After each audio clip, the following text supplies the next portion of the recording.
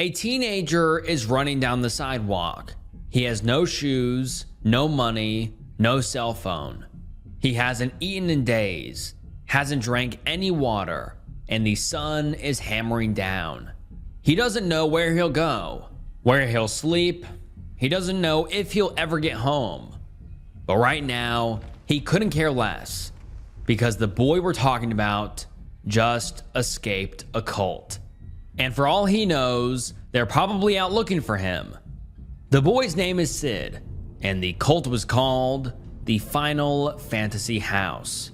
After his escape from the cult, Sid created a website called Demon Sushi, part personal testimony, part public warning. It was his attempt to write down exactly what had happened inside the Final Fantasy House. Not just to reclaim his own story, but to make sure no one else wandered into the same trap.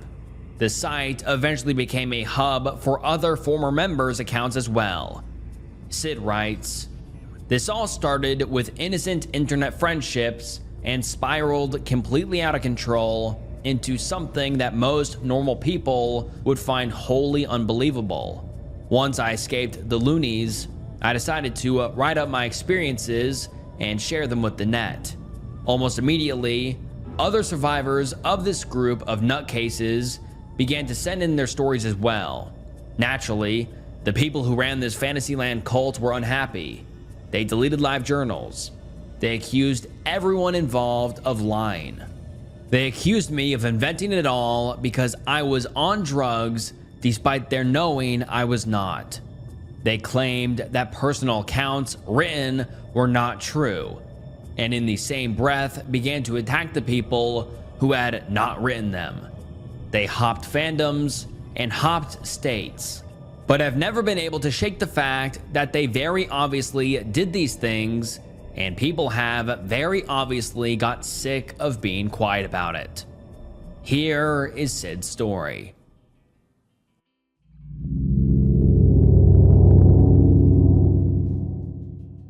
It was 2001 in Brooklyn, New York, when Sid was scrolling through messages on his AIM account. Sid, who was a freshman in college, lived in his parents' basement. His life, up to that point, had been rough. He suffered a toxic upbringing that left him emotionally and mentally scarred. Frequent scoldings, strict supervision, verbal thrashing, the works. But in Sid's fragile emotional state, he always found ways to cope. He liked to play video games. To be more specific, he liked to play Final Fantasy VII. It might not look like much compared to today's titles, but at the time, Final Fantasy VII was revolutionary. No one had really seen graphics like this. With its beautiful cutscenes, gorgeous colors, and more importantly, its mature and narrative storytelling.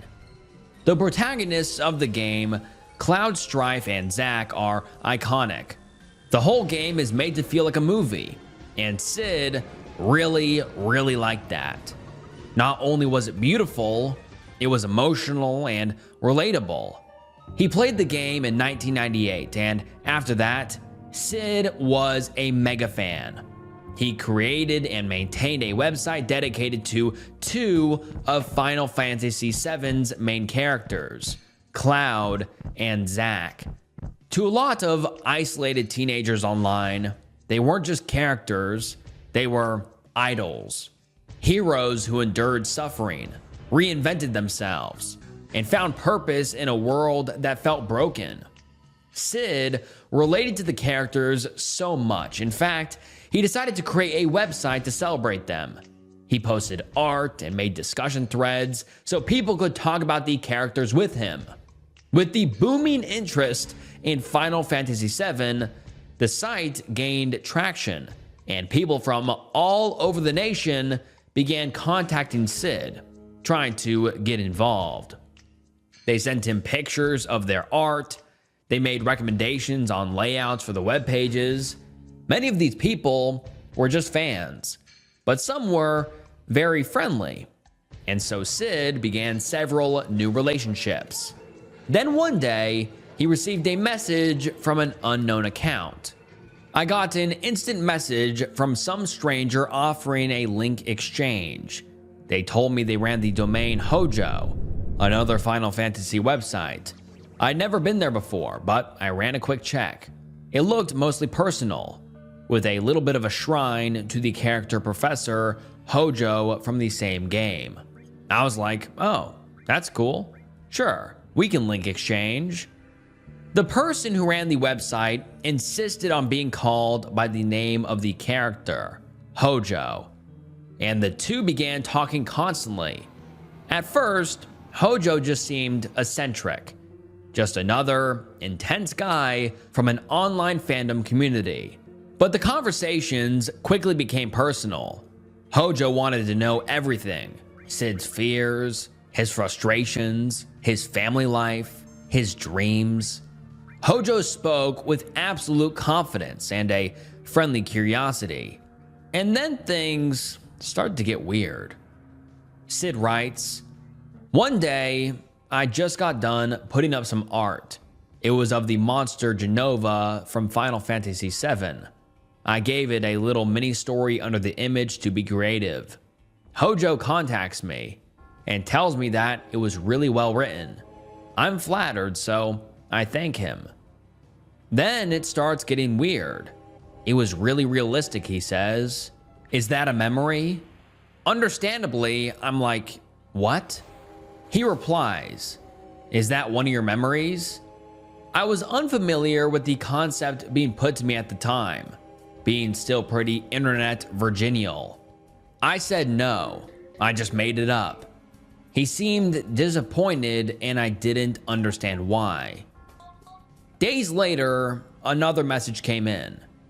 It read, "My wife would like to talk to you." That wife was a woman named Jen. Jen was young, and just like Cid, she was a fan of Final Fantasy.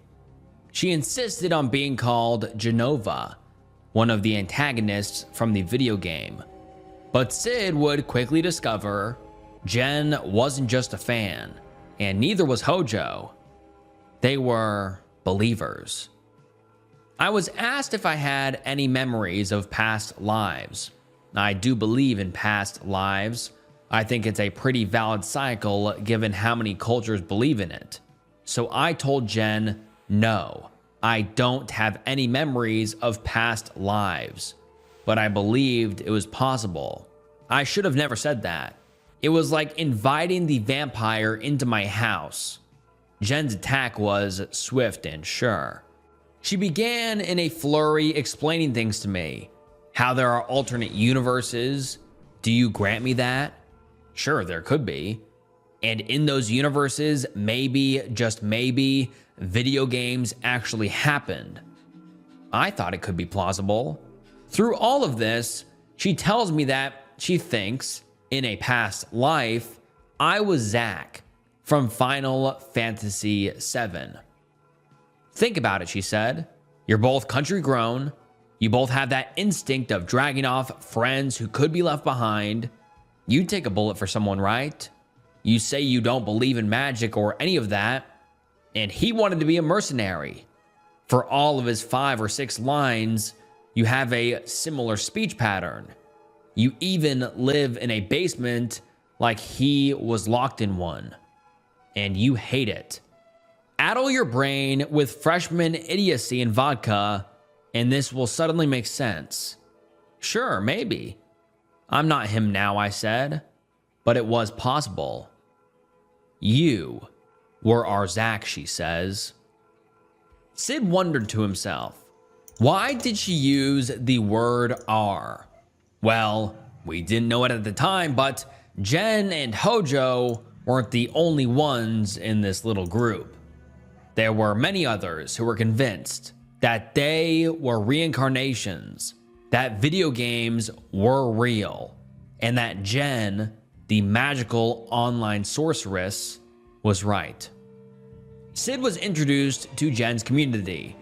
Everyone went by nicknames, naturally pulled from Final Fantasy. Some lived nearby to Jen. Others lived across the country. Together, they were all friends, connected by these same interests, the same hobbies, but more importantly, Jen, she was the matriarch, so to speak, the leader of their band, and she had convinced everyone to live under the same delusion that they were all living, breathing reincarnations of video game characters. Sid, of course, didn't believe any of this, but he played along. It was role-playing, he'd tell himself, nothing more. And for that matter, a host of other people seemed to be playing along. Come Christmas of 2001, Jen invited Sid to her home, and Sid agreed. He packed up his pet rat and a couple pairs of clothes and set off for Pennsylvania. It cost me $300 to go by bus from my podunk school to their apartment in State College, and they assured me that they would pay to feed me. I would just visit for a weekend to meet people and hang out. At the bus stop, Hojo, Jen's partner, met me in a lab coat. Hojo and Jen were lesbians, and that was cool with me. I'm just noting it here to avoid future confusion. When we arrived at the apartment, Jen came storming up to Hojo and screamed in her face. I have no idea what it was about. Jen was wearing a purple skirt pulled up around her breasts. It looked like she had just got out of bed, and I was, to say the very least, intimidated. About 3 seconds later, she whirled around in a quick change. Suddenly, the nicest person ever. Whatever she was mad about was out the window. It was a 2-bedroom apartment, and it was a mess. Trash piled into kitchen corners, glitter all over the floor, stains, dishes piled up, empty soda bottles strewn about. But Sid didn't mind. These were his friends, regardless of their personal issues or the state of their apartment. He'd make the most of it. Together, the three went to the mall for some window shopping. Jen spotted something she wanted, whatever it was, and couldn't bear to be without it. She sulked and complained, withdrawing to one corner of the mall until they were forced to leave. During this, Jen adopted a new personality, a child. She stomped around the mall, huffing and puffing like a baby. And this is when Sid began to realize Jen wasn't role-playing.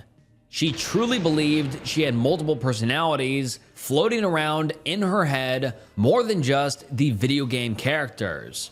Over the coming days, Sid would witness these personalities, all of them being dramatic, extreme, manipulative. This really came to light one day when Sid had just gotten in a fight with his mother over the phone. Sid was not the kind of person who let himself cry, especially because there was usually no one around to care. But this time, someone was there. Sid writes, I let myself cry at Jen's house. Jen and Hojo suggested I stay longer and began talking about very, very drastic measures, that I needed to get away from my home, that I could abandon my family. Here's the number of a youth support group. Jen told me that her mother was the same way, and that Hojo had to go all the way to California to rescue her. Jen's mom was apparently a horrible, abusive person who hated her daughter for being a lesbian. Her father was absent or divorced or something. It was never clear. She kept saying how even though her grandmother was rich, she didn't love her. She had stories about her abusive friend. I was sympathetic, always believing in that don't complain, people have it worse than you shtick. That conversation lingered in his head. Even when Sid returned home 2 days later, Jen's words echoed in the walls of his family home, a home where he felt so depressed, angry, isolated.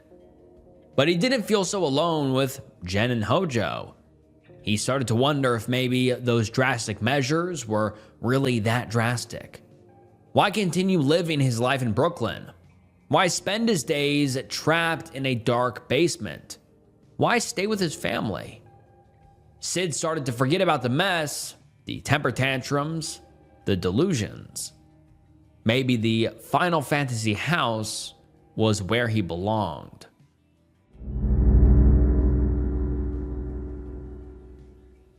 After his first visit at Christmas time, Sid continued to visit Hojo and Jen every few weeks. And between intervals, there were new behaviors that started to rear their even uglier heads. Jen started pressing the issue of Sid's other life. He was Zack after all, from Final Fantasy. She would insist he should have memories, and when he denied the claims, she'd get a twisted look in her eyes. Within the next few visits, more people would come and go from the house. More members of Jen's growing cult. One of those people was a girl named Aries. Sid and Aries had become fast friends. They talked all the time and saw each other often. She was sweet and kind, so it was no surprise that Sid came to really like Aries. But Jen had noticed that also. Jen wanted the two to become intimate. She dropped little comments at first, subtle little hints, and when that didn't work, Jen outright commanded Sid to sleep with her. She threatened to put an aphrodisiac in their food. Still, neither would budge. And in lieu of Sid's advances, Jen took it upon herself to court the young Aries. Jen approached Aries, acting stern. She started flirting. Aries was in no place to object. After all, Jen was the leader of their friend group, the owner of the home, the brokerage for all of their friendships. So Jen took her to bed. All night while Sid was falling asleep, he'd hear the sounds of their intimacy. It went on like this for days. For a couple of months though, it wasn't that bad. Sid couldn't make the trip often, just the occasional weekend trip. And with time away from Jen's house, the uncomfortable pressure that she applied didn't seem so bad. So he kept visiting. And things only got worse and more delusional from there. Jen began asking him for money. She needed to buy food for the house, and Sid was expected to contribute. Sid was broke. He was just a poor college kid trying to get by, but he didn't want to be rude. So he'd give her what little money he had. With that money, Jen would go buy steak. Expensive steak. That was all she ever wanted to eat. But Sid was allergic to red meat. He was raised vegetarian. His body never adapted to the heavy proteins. He told Jen that he couldn't eat the food, but Jen didn't care. So whenever he stayed at Jen's, he'd eat the steak, night after night, and he'd make himself sick. But it was okay. He'd manage. After all, Jen didn't mean to ignore his requests. The group mentality began to sink in. The longer Sid stayed, the harder it became to tell where hospitality ended and obligation began. Jen made every extra task feel like a favor, every sacrifice a proof of loyalty. By the time summer crept in, Sid had already been folded into the rhythm of the house. The dinners he couldn't eat, the magic battles, the talks about reincarnation, the endless expectations. So when Jen asked him to stay through the summer, it didn't feel like a question. It felt like the next thing that was always going to happen. So Sid grabbed his pet rat, a couple pairs of clothes, and took the long bus ride down to State College. He'd be living with Jen until the fall semester began. With no car and no phone, Sid spent his first days trudging through the summer heat, going from business to business, asking for a job, until a local supermarket finally gave him a shot. He'd start that week. The pay wasn't much, but it was enough to cover his share of rent, staying at Jen's for the summer. Sid was elated as any college kid would be. A whole summer with his friends away from home, building a life that finally felt like his own. Whatever questions lingered in the back of his mind, the strange rules, the small discomforts, the way Jen always seemed to get her way, they were easy to quiet beneath the excitement of it all. Because at that age, when you're handed the thing you've been wanting most, you don't stop to ask what it might cost. So he worked his new job, and when Jen asked for his paychecks, he gave it without question. I was the workhorse. I guess because I was Zack from Final Fantasy. I was therefore the manly man. Jen quit her babysitting job and refused to look for another one.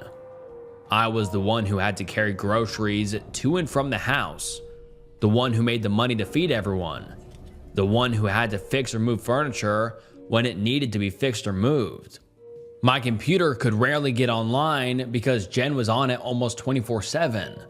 Jen was not supportive of me having a social life.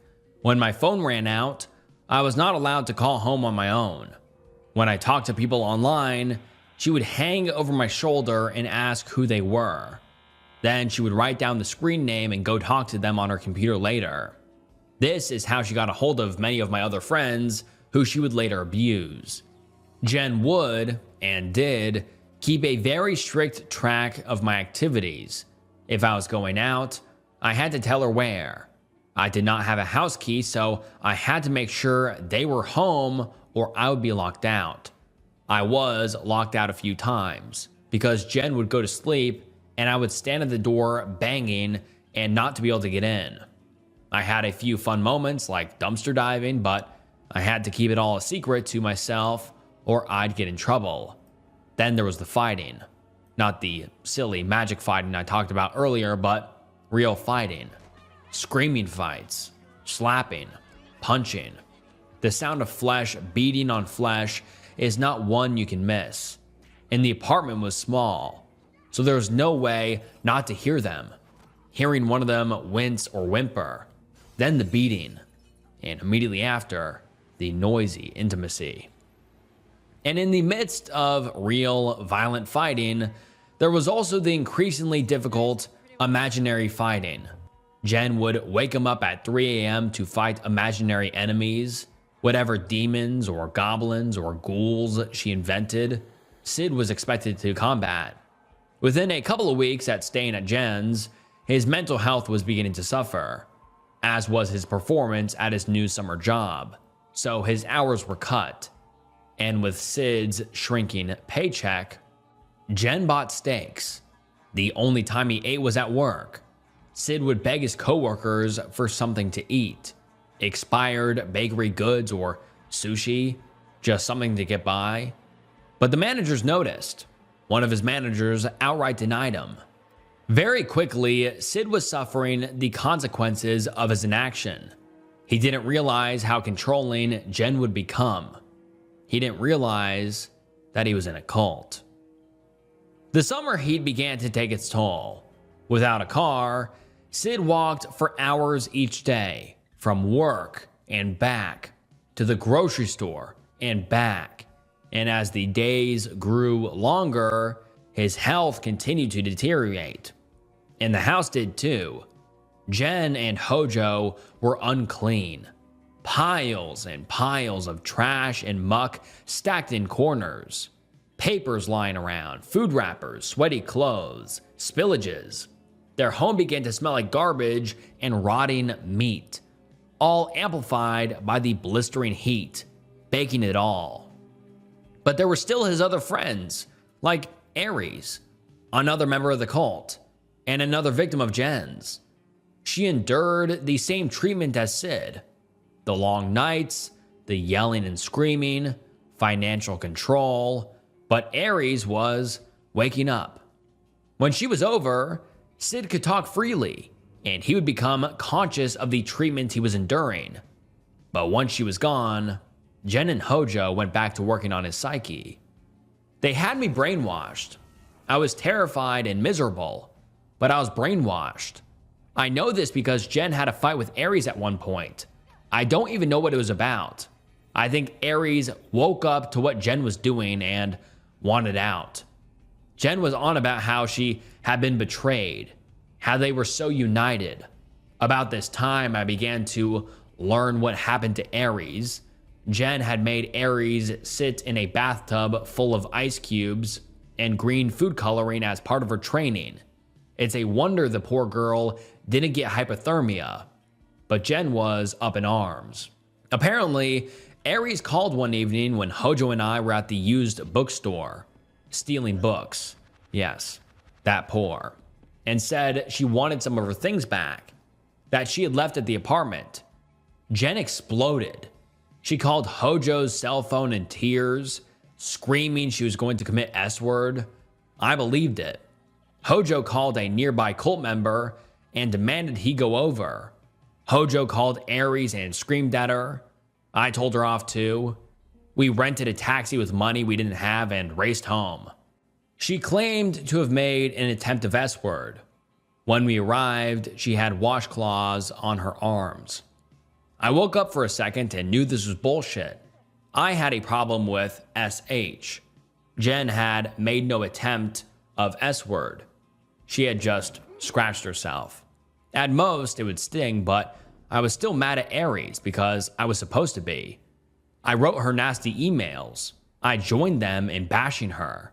I ignored her when she came to pick up her stuff, even though she obviously wanted to still be friends with me. I regret that now because we never reconciled.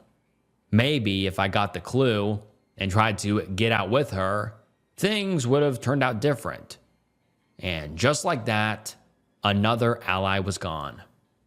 Near the end of summer, Jen and Hojo were having trouble paying bills. Not because they were working, they weren't, but because Sid wasn't providing enough. So they made the decision to move apartments, this time into a one-bedroom. It was in the same complex, just across the street. And with help, it wouldn't have taken long. On the day of the move, Jen and Hojo were nowhere to be found. And Sid, knowing that time was running out, had to move it, all by himself. In 90-degree weather, half-starved and nauseous, he moved the furniture, the boxes, the dressers and drawers, until the entire apartment was somewhere else. Sid was angry. He had to escape. Somehow, some way, but the truth of the matter was, he had no money. His bank account was drained, and for the foreseeable future, it would remain drained. He had no strength, he wasn't eating or drinking, and he had no way of reaching out for help. Jen would see, and he would be punished. Though Sid was nearing his breaking point, he wasn't brave enough to leave. Not yet. So he stayed to endure even more abuse.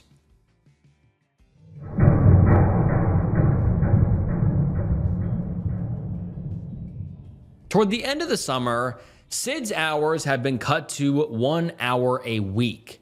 By the time Jen got a hold of his check, he had $6 in his pocket. He was dizzy from starvation and sickness and had lost a lot of weight. One day, the forecast called for rain in the afternoon. Sid, not knowing this, walked to work. And just as soon as he arrived, the rain started coming down. Hard. So hard, the electricity went out in the supermarket and everyone was sent home. He had to walk in the pouring rain all the way home. When he finally returned, he left his soaked shoes outside to dry, wanting nothing more than to dry off and relax. But Jen wasn't interested in his comfort. That night, she pulled him outside. She was laying in the grass, talking about God with another member of the cult, and wanted Sid to join. She wanted him to admit he believed in God. Sid was fed up, so he denied her. No, he didn't believe in God, and he would never believe in God or her. Jen began fake crying, pretending to be a child. But Sid, after a long day, had gotten fed up. He screamed at Jen to stop. Jen, shocked and upset, sprinted away into the house. I'll let Sid tell you what happened next. The next morning, someone had stolen my shoes. You may think it's a silly reason to snap, but that's what did it. That this god-awful town, with these god-awful people who were taking all my money, they had to take my shoes too. I had it. I just had it. I pulled a sheet of paper that had Hojo's computer campus login and name. I stole some keys. I threw some edible trash to my poor rat who was starving too.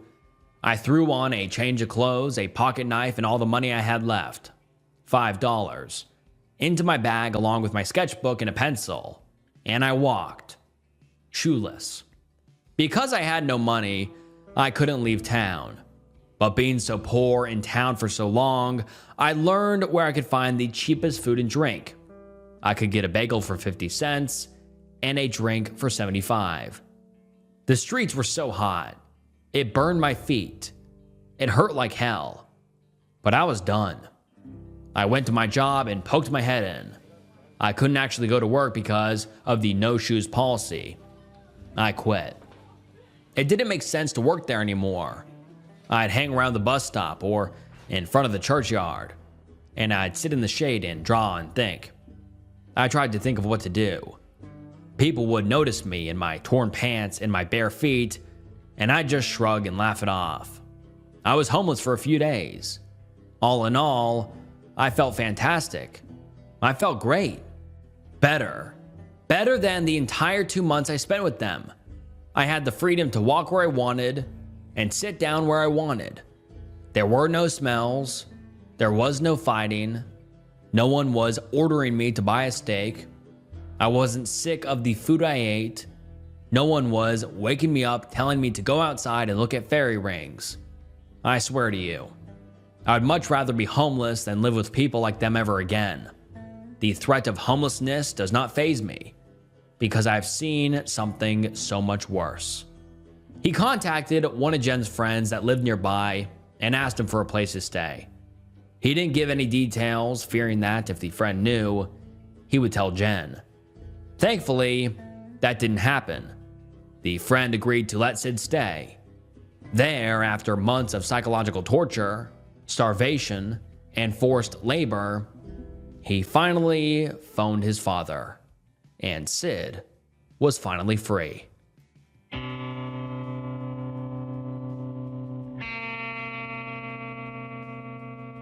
And I'd love to tell you all that the story ends here. Sid goes free, Jen and Hojo were arrested, and no one was ever hurt again, but I'd be lying if I told you that. The truth is, their pattern of abuse continued for years after Sid ran shoeless from their home in 2002. On his website today, which was created to catalog the stories of other victims and keep other community members safe, there are 20-something stories. Some of them are stories like Sid's, others are journal entries, email threads, and conversations. At the bottom of the page are warnings about what a cult is, what it looks like, what it does, and how to stay away from it. After Sid left the Final Fantasy house, they adopted a new victim named Kat. Here is an excerpt from her own account. My name is Kat, and I actually emailed you once before a long while back. Sometime not too long after I left Jen's group by choice/complete meltdown. I haven't really had the guts, though, to write anything until now. A day after my 2-year anniversary of having a mental breakdown and leaving. They identified me as their Zach too. Thankfully, the experience didn't turn me off of being a fan of Zach. I was really damn stupid at the time, and I was not doing well with my parents, my current roommate, and a really long bout of depression I was in. They seemed nice enough when I met them, and I was willing to go along with all these stuff they talked about, because I was happy just to spend time out of my apartment. It was harmless fun, right? I'd even sometimes joke around with my roommate/best friend at the time about it. I remember she got a big kick out of it at first, but things also dwindled with time between us. Jen and Hojo slowly poisoning our relationship. Mind you, I'm not the type to get pulled into crap like this easily, but they had sadly noticed the state I was in and hooked me nice and tight when I was as down as I had ever been, at least at the time. I was viewed as a source of income to Jen and also as a guard type person, meaning she'd have me sit up until dawn a lot of nights because she was afraid something horrible was going to happen.